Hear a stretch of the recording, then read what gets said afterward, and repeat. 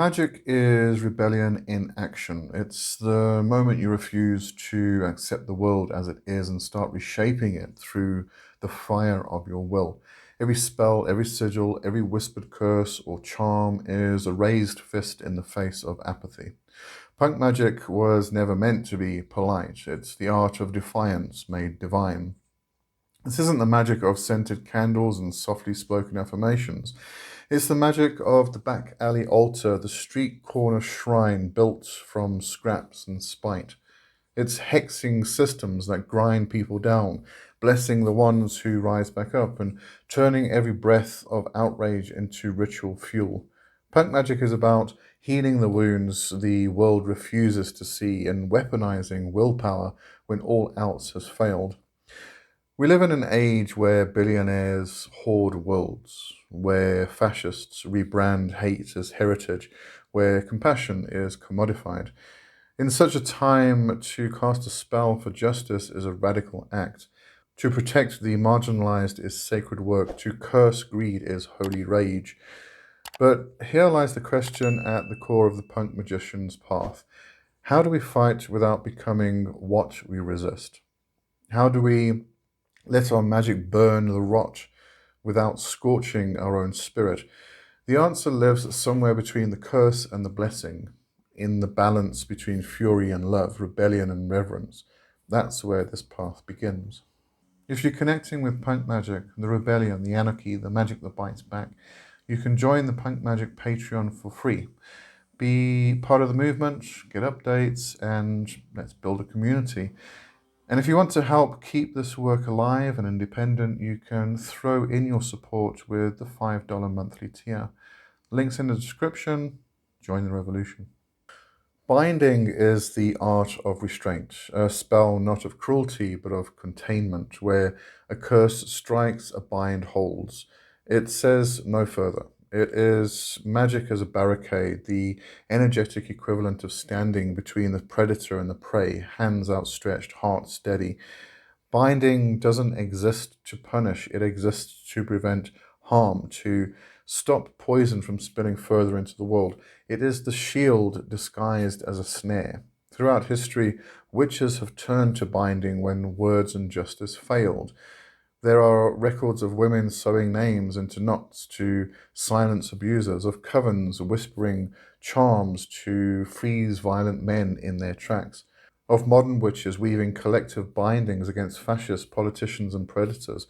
Each act carries the same essence: protection through refusal, refusal to let hate, greed, or violence continue unchecked. Contemporary magical activism has embraced the bind as both spell and statement. When witches gather online or in city squares to bind figures of power, the ritual becomes more than sorcery, it becomes solidarity. It sends a psychic ripple through the collective field, a reminder that resistance has many faces, some cloaked in incense smoke and charged intention. To bind is to say we will not let harm move freely, we will not be silenced as others suffer. In a world that worships domination, the bind is a radical act of compassion, rebellion that protects, magic that holds the line. To blast billionaires isn't about hexing some CEO in a penthouse. It's not a petty vendetta against a face on a magazine. It's an assault on an archetype, the swollen god of greed, the vampiric engine of exploitation that feeds on human lives and calls it profit. The punk magician doesn't waste power on one man's ego. They strike at the sigil of the system itself, where the rot breeds. This kind of magic isn't revenge, it's reclamation. When we hex greed, we're disrupting the enchantment that keeps people obedient to an economy built on suffering.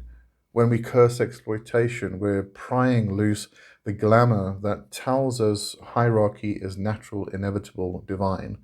Through spell and symbol, we dismantle those illusions. Symbolic targeting is key. Instead of focusing rage on individuals, the magician crafts effigies, sigils, or servitors that embody the idea of unchecked wealth. The hoarding dragon, the devouring machine, the golden idol.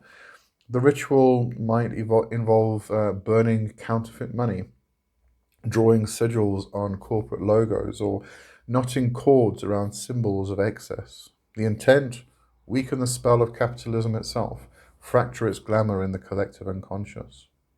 This is magic as sabotage, the psychic equivalent of cutting corporate cables or spray painting truth across a billboard.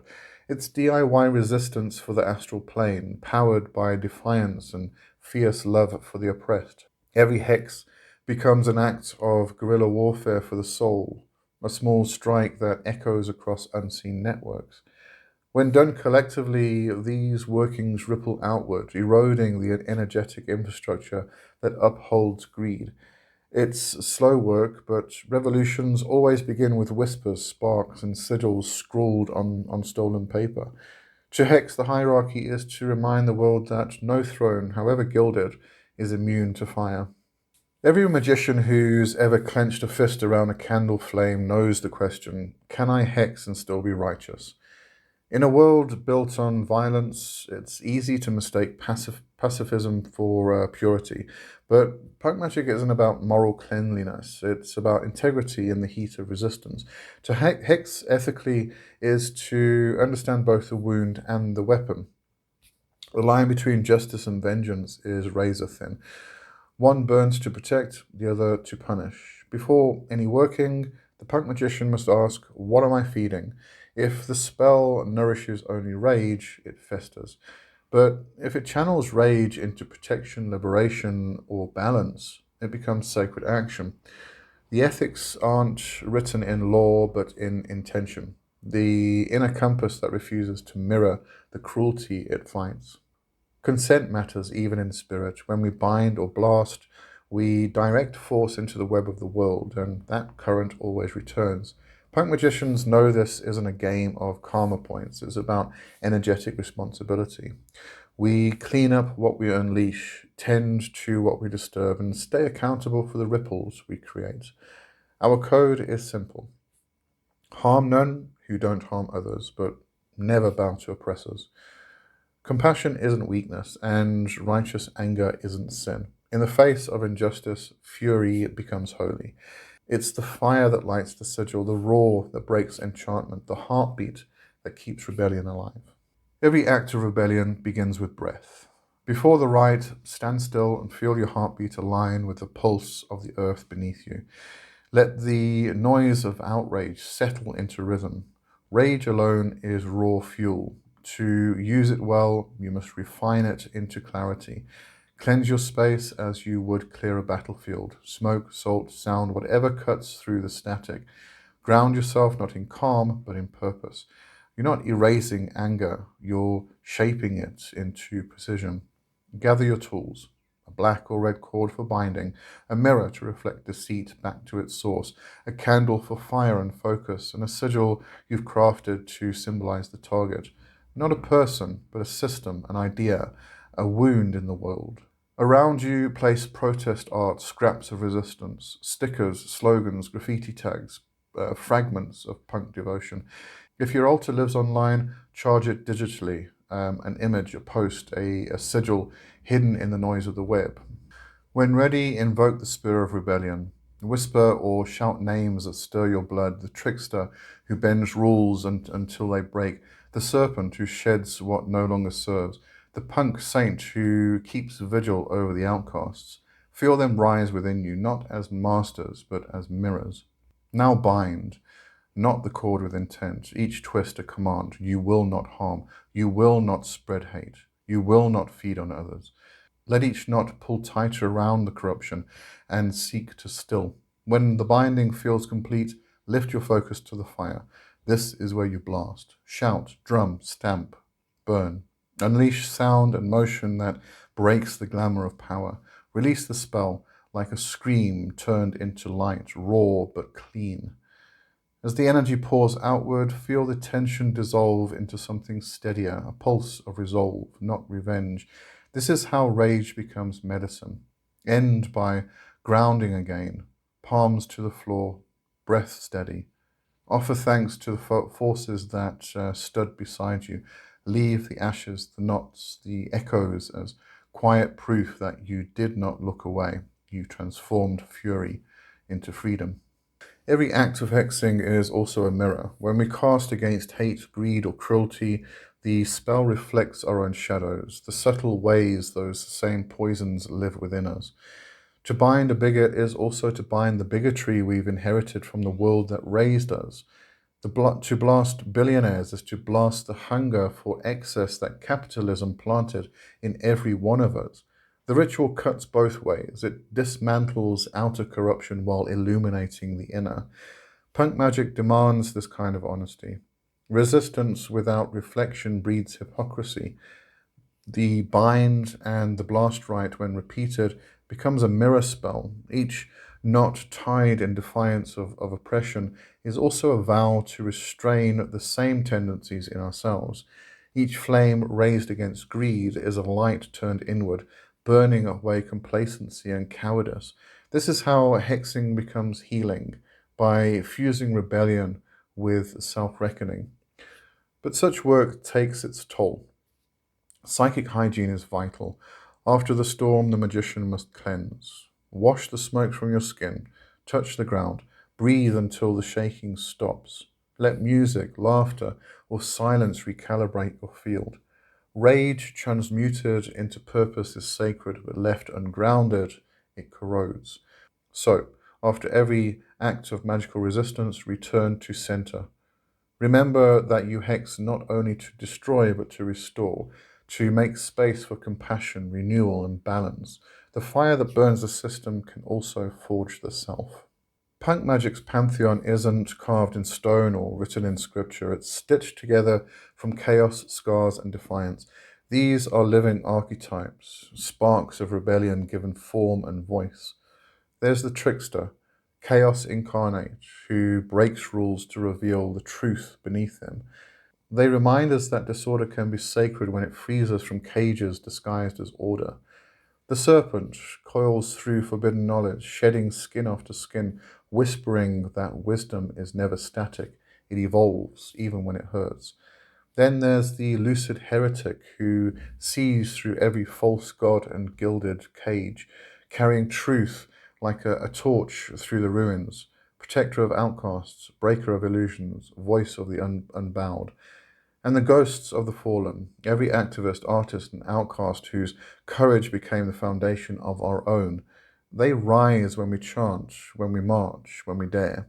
These forces aren't worshipped, but invoked, danced with, channeled. Each witch and magician is invited to craft their own symbols of resistance, servitors of rebellion born from paint, code, or song. The punk pantheon grows every time someone refuses silence. It's a living current, a divine riot, and it belongs to all who dare to fight beautifully. Magic is the match, but action is the fire.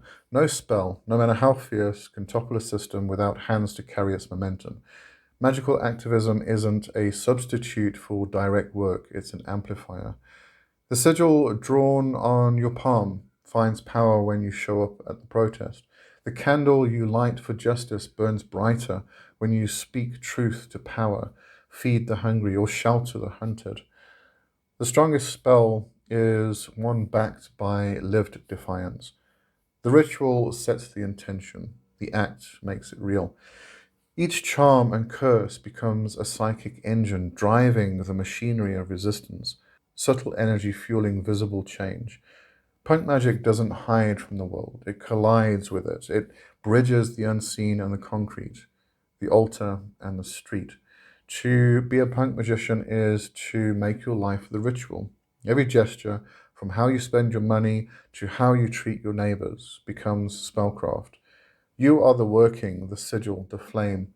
When magic and action converge, rebellion becomes holy, and the revolution becomes a living rite, written not in books or circles, but in the way we choose to live. To close, magic is rebellion. Love is our sharpest weapon. Resistance is sacred. Every act of defiance, every spell cast in the name of freedom is a hymn to the untamed spirit of creation itself. Punk magic calls us not to destroy for destruction's sake, but to shatter the cages that choke the soul, to make space for something wilder, kinder, and real. This is your call to arms and to heart. Craft your own insurgency of will and wonder. Hex not from hatred, but from devotion. Devotion to justice, to community, to the raw pulse of life that refuses to kneel. Let your magic speak where silence was forced. Burn where apathy once sat cold. The revolution is ritual. The altar is everywhere. The power is yours. Bind the tyrants, blast the greed, bless the wild and the free. The spell begins with us.